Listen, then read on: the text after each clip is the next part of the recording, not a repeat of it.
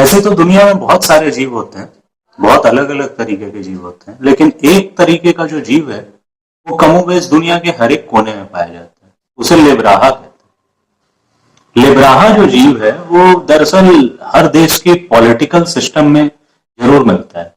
अपने आप को तो सही शब्दों में लिबरल कहते हैं, लेकिन लिब्राहे हैं क्योंकि वो हर एक देश में, देश के दुनिया के हर एक कोने में कियाए जा रहे हैं, लतियाए जा रहे हैं, लेकिन बाज नहीं आते हैं। अब लिब्राहा बनने के लिए सबसे ज्यादा जरूरी कोई क्वालिटी है तो वो है बेशर्मी, और जिसको हम लोग कहते हैं थेथराई। तो एक लिब्राहा, सच्चा लिब्राहा तभी बनता है जब वो थेथर हो, वो बेशरम हो, और वो गाल बजाना जानता हो।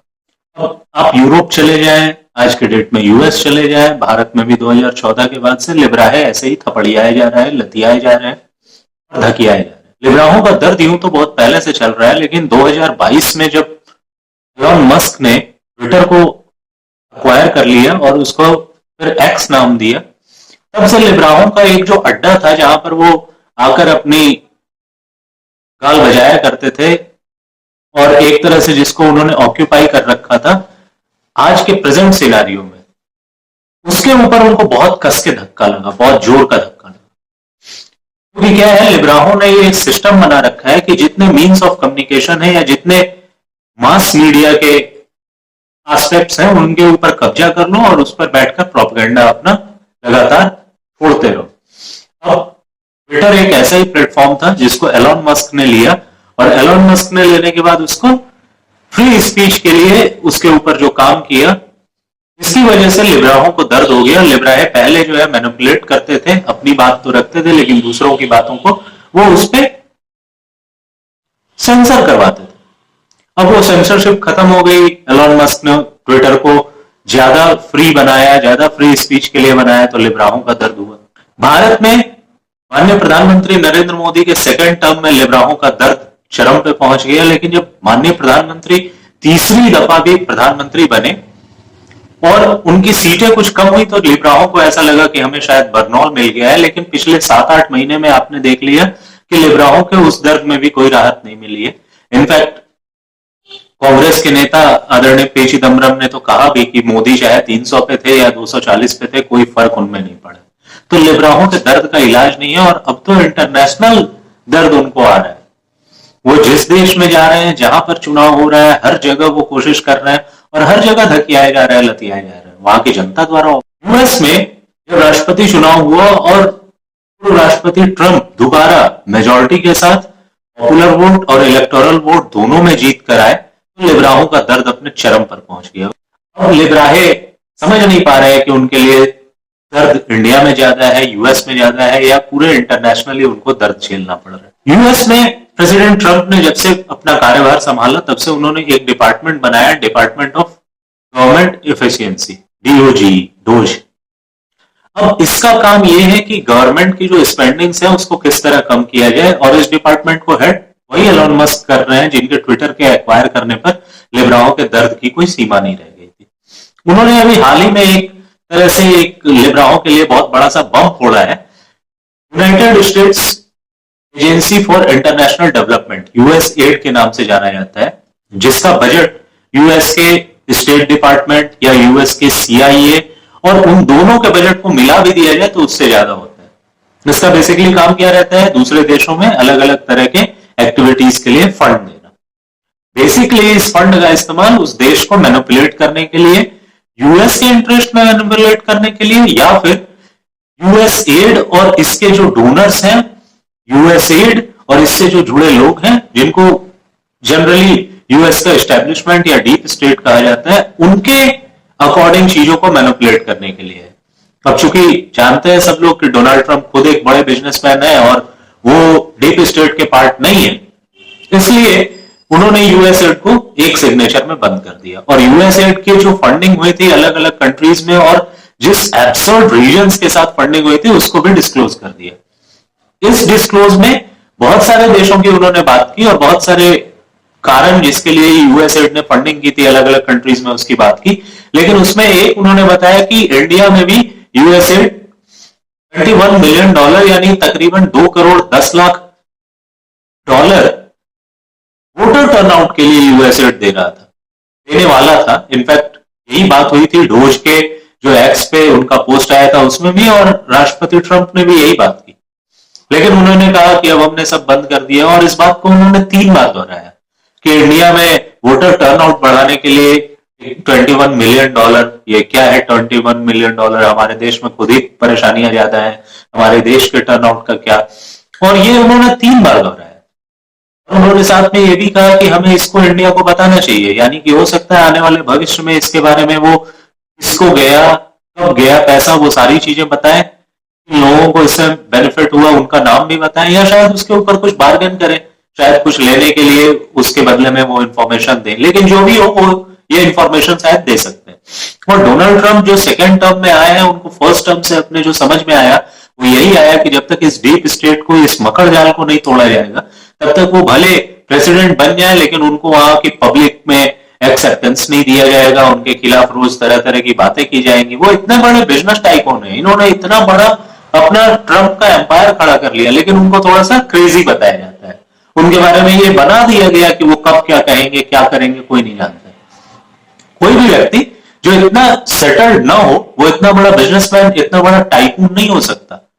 जो सेटल्ड ना हो, जो मेंटली प्रिपेयर्ड ना हो, वो इतना बड़ा यूएस का प्रेसिडेंट नहीं बन सकता। लेकिन उनके बारे में ये कहा जाता है, अब बना दिया गया। तो उन्होंने इस डीप स्टेट की रीढ़ की हड्डी तोड़ने के लिए कोशिशें अपनी शुरू कर दी हैं, और वो डेली एक न एक बॉम्ब इन लिबराओं पर फोड़ते रहते हैं। अब उन्होंने जब यूएसएड की इंडिया में फंडिंग को 3 बार कहा, तो इंडिया के लिबराए परेशान हो गए, और इंडिया के लिबराओं को बचाने के लिए इंडिया में भी उन्होंने मीडिया हाउसेस पे कब्जा कर रखा है। तो एक मीडिया हाउस जो कभी ब्लैक पेपर करके आपातकाल बताता था, कभी बैठे बैठे वो इंडियन मिलिट्री द्वारा कू डेटे की कोशिश का एक सिगुफा उड़ा देता है, वही ये निकाल लाया कि वो पैसे तो बांग्लादेश के थे। प्रेसिडेंट ट्रंप ने या डोज ने ये कभी नहीं कहा कि वो 21 मिलियन इंडिया आए, उन्होंने कहा वो जाने वाले थे जिनको हमने रोक दिया। और बांग्लादेश जो 21 मिलियन की बात कही जा रही है वो वहां ऑलरेडी जा चुकी है। और ये पूरी तरह एक ऑप-एड लगता है, न्यूज आर्टिकल पूरी तरह एजम्पशंस पर, और जो अवेलेबल इंफॉर्मेशन है, जो बहुत ज्यादा डिस्क्लोज नहीं हुए, उनके आधार पर कुछ लोगों को पकड़ लाया बांग्लादेश में, उन लोगों से कह दिया कि इनको मिला था, ऐसे मिला था, वो मिला था। डोज ये कह रहा है, न यूएस के प्रेसिडेंट ये कह रहे हैं कि वो पैसे इंडिया में आए, वो तो ये कह रहे हैं कि ये जाने वाले थे। और उन्होंने ये भी कहा कि ये क्यों जाने वाले थे इंडिया में वोटर टर्नआउट के लिए, ये तो एक सवाल है। शायद हो सकता है कि वो लोग किसी और को जिताना चाह रहे हो। और ये बहुत बड़ा एक बॉम्ब फोड़ा है उन्होंने लिबराओं के ऊपर, जिसके लिए उनको समझ में नहीं आ रहा है कि अब वो करें तो करें क्या, बोलें तो बोलें क्या। बांग्लादेश में जो 21 मिलियन की बात कही जा रही है और बांग्लादेश में जो फंडिंग हुई है, उसका नतीजा आप लोगों ने पिछले साल देखा था कि बांग्लादेश में एक रिजीम चेंज ऑपरेशन हुआ, और वहां की जो प्रेसिडेंट, वहां की जो प्राइम मिनिस्टर थी, जो लोकतांत्रिक ढंग से चुनी गई प्राइम मिनिस्टर थी, अब $21 मिलियन इंडिया में आने वाले थे। पहले भी बहुत सारे पैसे आ चुके हैं इलेक्शन के नाम पे। क्या भारत में जो विपक्षी दल बार बार गाना गा रहे हैं कि चुनाव प्रक्रिया पे सवाल है, ईवीएम पे सवाल है, जबकि सिस्टम ने, चाहे वो चुनाव आयोग हो या फिर माननीय सुप्रीम कोर्ट हो, उसने इनफ चांसेस दे दिए, इनफ ऑप्शंस दे दिए कि आप हैक करके दिखाओ, मशीन को हैक करके दिखाओ। लिबराए उसको नहीं मानते, वो बस सवाल खड़ा करना है, स्कूट एंड रन, रुको और भागो। सवाल है कह देते हैं। सवाल तो अब लिबराओं के ऊपर है कि आखिर इतना बड़ा बड़ा फंड यूएस से लेकर किया क्या जा रहा था इंडिया में, किसको मिल रहा था वो पैसा। क्या भारत में जो चुनाव की प्रक्रिया पर सवाल उठाए जा रहे हैं वो इन्हीं तरह के फंड्स के बेसिस पे उठाए जा रहे हैं। आप देख रहे होंगे इंडिया में लगातार इस तरह की खबरें आ रही हैं, इस तरह के इन्वेस्टमेंट किए जा रहे हैं, बहुत सारे डीप स्टेट्स के हाथ हैं। जो ओपन सोसाइटी फाउंडेशन है जॉर्ज सोरोस की, उसके ऊपर भी आरोप लगते हैं, और इसी के साथ साथ ये भी आरोप लगते हैं कि ये लोग मैनिपुलेट करना चाहते हैं भारत की डेमोक्रेसी को, भारत की डेमोक्रेसी को मैनिपुलेट करके हटाना चाहते हैं। इसके लिए तरह तरह के प्रपंच अपनाए जाते हैं। इस न्यूज़पेपर के आर्टिकल के बेसिस पर लिबराए ट्रंप को पहले तो क्रेजी सिर्फ कहते थे, अब उनको झूठा कह रहे हैं। वॉशिंगटन पोस्ट में एक ट्रूथ मीटर लगाया उन्होंने कि ट्रंप कितनी बार सच बोलते हैं, कितनी बार झूठ बोलते हैं, और उसके बेसिस पर वो ये कह रहे हैं कि भारत में तो फंड आया ही नहीं। अब लिबराए सोचते जो है कि वो बहुत बड़े ज्ञानी है, वो जो कह दें वो सही है, अब लोग नहीं मानते। लोग अब उनसे सवाल करते हैं तो वो भगने लगते हैं, आपको तुरंत नेम कॉलिंग करेंगे, आपको भक्त बताएंगे, आपको कुछ और बताएंगे, जवाब नहीं देंगे। लेकिन यही है कि पब्लिक समझ जाती है इस चीजों को, इसलिए दौड़ा दौड़ा के लतियाते हैं उनको, गरियाते हैं उनको, थपड़ियाते हैं उनको। वो परेशान है बेचारे कि हम करें तो करें क्या, बोले तो बोले क्या। प्रेसिडेंट ट्रंप झूठ बोल रहे हैं, लेकिन यूएस के कोर्ट में अगर कोई इंडैक्टमेंट होता है अडानी के ऊपर, वो सबसे बड़ा सच है। पेगासस पे कोई मीडिया रिपोर्ट छप जाती है, वो सबसे बड़ा सच है। राफेल के ऊपर फ्रांस में कोई मीडिया रिपोर्ट छप जाती है, चाहे उसकी लीडरशिप कुछ भी हो, लेकिन वो सबसे बड़ा सच है। लिब्रा खुद ही जज है, खुद ही जल्लाद है, वो जिनको माने वो सही, जिनको ना माने वो सही नहीं।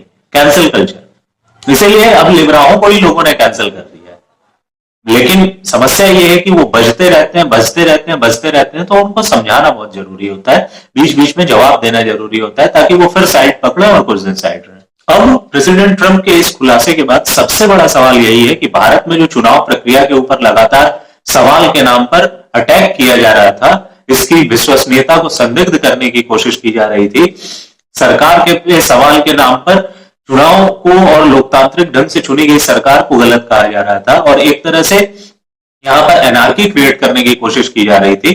चुनाव आयोग पर सवाल, ईवीएम पर सवाल, चुनाव प्रक्रिया पर सवाल, क्या वो इसी तरह के फंडिंग के बेसिस पर हो रहा था? ये सबसे बड़ा। जब आप ये सब बातें करो और लिब्राओं से उनके ऊपर जो सवाल उठ रहे हैं, उनकी क्रेडिबिलिटी पे जो सवाल है उनके ऊपर बात करो, तो वो महंगाई, बेरोजगारी, कुंभ, मणिपुर बतियाने लगते हैं।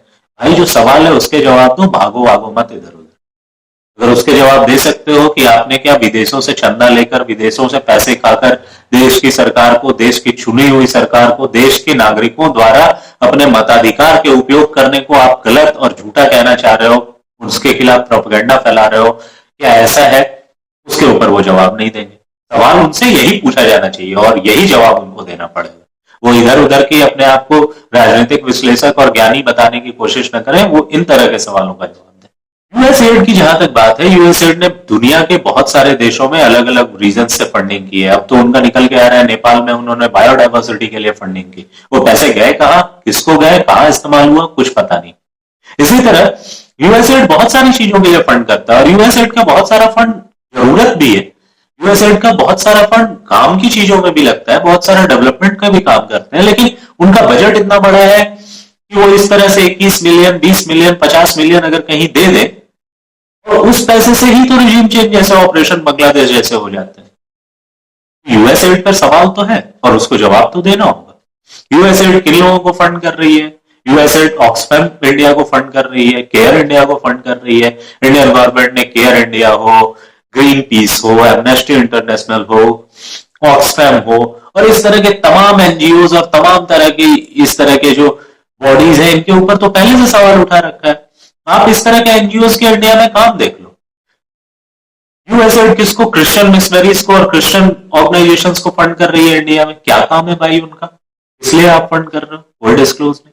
तो सवाल तो उनके ऊपर उठ रहे हैं ना।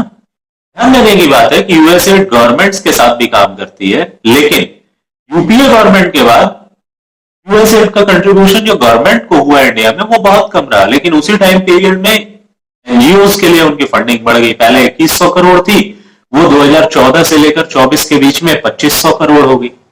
वो पैसे कहां गए, वो पैसे किसको गए और किस काम में इस्तेमाल हुए, ये तो बताना चाहिए ना यूएसएड को।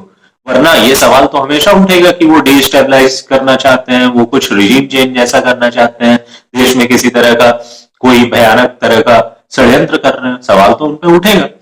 और जब इस तरह के रीजन देंगे कि 21 मिलियन वोटर टर्नआउट के लिए, तब तो और ज्यादा सवाल उठेगा। और देश में जिस तरह से किसान आंदोलन के नाम पर रोड ब्लॉक, या शाहीन बाग के नाम पर रोड ब्लॉक, या मणिपुर में जिस तरह की हिंसा हो रही है, और उसमें जिस तरह से विदेशी लोग पकड़े गए, विदेशी लोगों के वीडियो आए हैं, और वो जिस तरह से हिंसा करने के लिए सिखा रहे हैं, बता रहे हैं, जो man made country made drone मिला है या कंट्री मेड वेपन्स के वीडियोस आ रहे हैं, तो सवाल तो जरूर उठेगा कि आखिर इस तरह की फंडिंग यूएसएड क्यों कर रही है, किसको कर रही है, और उसका इस्तेमाल कहां हो रहा है। अब एनजीओ का तो ये हाल है कि पेटा इंडिया में हिंदुओं के त्योहार पर ज्ञान देता है, बकरीद पर कुछ बोल नहीं पाता। पानी बचाओ, एनवायरमेंट बचाओ और सब तरह के ज्ञान हिंदुओं के त्योहार पर दिए जाते हैं। देश की जो कल्चरल हेरिटेज है उसको तोड़ने की कोशिश की जाती है। एमनेस्टी, ग्रीन पीस पर गवर्नमेंट पहले ही एक्शन ले चुकी है। Care India, Oxfam, world vision, सबके ऊपर सवाल है, सबके ऊपर गवर्नमेंट ने सवाल उठा रखे हैं, सबके ऊपर कुछ ना कुछ जांच चल रही है, कुछ ना कुछ एक्शन लिया है गवर्नमेंट ने। तो इसलिए ये एनजीओ को जो पैसा आता है, यूएसएड की जो फंडिंग होती है, और जो लिब्राहें बिना किसी काम के, बिना किसी नौकरी के किस तरह चला रहे हैं, उनको फंड कहां से आ रहा है, उनके मीडिया आउटलेट्स को फंड कहां से आ रहा है, सवाल तो बनता है और इसका जवाब उनको देना चाहिए। और जब यूएस के ही प्रेसिडेंट खुद बोल रहे हैं कि इस तरह की बेकार की फंडिंग और गलत फंडिंग और यूएस के पैसों को, टैक्स पेयर्स के पैसों को गलत तरीके से इस्तेमाल कर रहा था यूएसएड, तब तो और ज्यादा सवाल बनता है और इनको पहले अपनी क्लैरिटी देनी चाहिए, अपना सारा इनकम, सारा एक्सपेंडिचर डिस्क्लोज करना चाहिए, तभी इनके ऊपर विश्वास होगा। अभी तो सवाल इनके विश्वसनीयता संदिग्ध है। भारत के खिलाफ विदेशी मीडिया में कुछ छप जाता है और विदेश का जो एंटी इंडिया पार्ट है, और इसके अलावा भारत में भी जो लिब्राहे हैं वो उसको लेकर रोना गाना मचाना शुरू कर देते हैं। आदरणीय प्रधानमंत्री ने अभी बजट सत्र के पहले कहा कि 2014 के बाद पहला संसद का ऐसा सत्र है जिसके पहले कोई रिपोर्ट या किसी तरह की अफवाह नहीं फैली, वरना हर बात कभी पेगासस आ जाता था, कभी अडानी के ऊपर कुछ आ जाता था, कभी राफेल पे फ्रांस में कुछ छप जाता था, कभी ब्रिटेन में कुछ छप जाता था, और यहां विपक्ष नाटक करना शुरू कर देता था। आपको याद होगा किस तरह से लिब्राहों ने फाइजर की वैक्सीन के लिए कोविड के समय पर हल्ला मचाया था। फाइजर की वैक्सीन के लिए ये लॉबिंग क्यों कर रहे थे, ये इतना रोना गाना क्यों कर रहे थे? क्योंकि फाइजर एक इंटरनेशनल ब्रांड है, इंटरनेशनल फार्मा कंपनी है, और वो इस तरह के कामों में अपने प्रॉफिट से इस तरह के डीप स्टेट्स के और इस तरह के एनजीओ को फंड करती है, इसलिए वो गाना गा रहे थे। तो क्या लिब्राहों को विदेश द्वारा फंडिंग हो रही है देश को डिस्टेबलाइज करने के लिए? ये सवाल उनके ऊपर है और लिब्राहों के ऊपर बहुत बड़ा सवाल है, उनकी विश्वसनीयता संदिग्ध है, इसलिए पहले उनको अपना क्लैरिटी देना चाहिए दूसरों के बारे में बात करने से पहले। आपको ये भी याद होगा कि तमिलनाडु के कुडनकुलम में कॉपर का एक प्लांट लग रहा था और उसके लिए किस तरह से एनजीओज ने और किस तरह के लोगों ने, या गुजरात दंगों के समय किस तरह से विदेशों से फंड लेकर उसका पर्सनल यूटिलाइजेशन में, चाहे रेस्टोरेंट में खाना हो, चाहे मेकअप का सामान हो, और ये वो किया गया, फंड को मिस अप्रोप्रिएटली यूज किया गया। कुडनकुलम के समय तो पूर्व प्रधानमंत्री आदरणीय मनमोहन सिंह ने भी कहा था कि ये एनजीओ की साजिश है, विदेश की साजिश है, और सिर्फ आदरणीय प्रधानमंत्री, पूर्व प्रधानमंत्री मनमोहन सिंह ही नहीं, पूर्व प्रधानमंत्री आदरणीय इंदिरा गांधी ने भी विदेशी हाथों का बहुत बार जिक्र किया कि बहुत सारी चीजों में है। आदरणीय शास्त्री जी की मृत्यु जो हुई ताशकंद में, वो खुद ही संदिग्ध है। इसके अलावा आदरणीय पूर्व प्रधानमंत्री जवाहरलाल नेहरू ने भी विदेशी हस्तक्षेप का बहुत बार जिक्र किया है। तो लिब्राहों के ऊपर चौतरफा जो मार पड़ रही है, इसलिए लिब्राहों को बहुत संदिग्ध बना दिया है, और अब जरूरत यह है कि लिब्राहे अपनी असलियत देश को बताएं। इनका पूरा इकोसिस्टम इनको बचाने में लगा हुआ है, लेकिन इनके इकोसिस्टम को चौतरफा पड़ रही मार से, दर्द से बिलबिला रहे हैं। करें तो करें क्या, बोले तो बोले।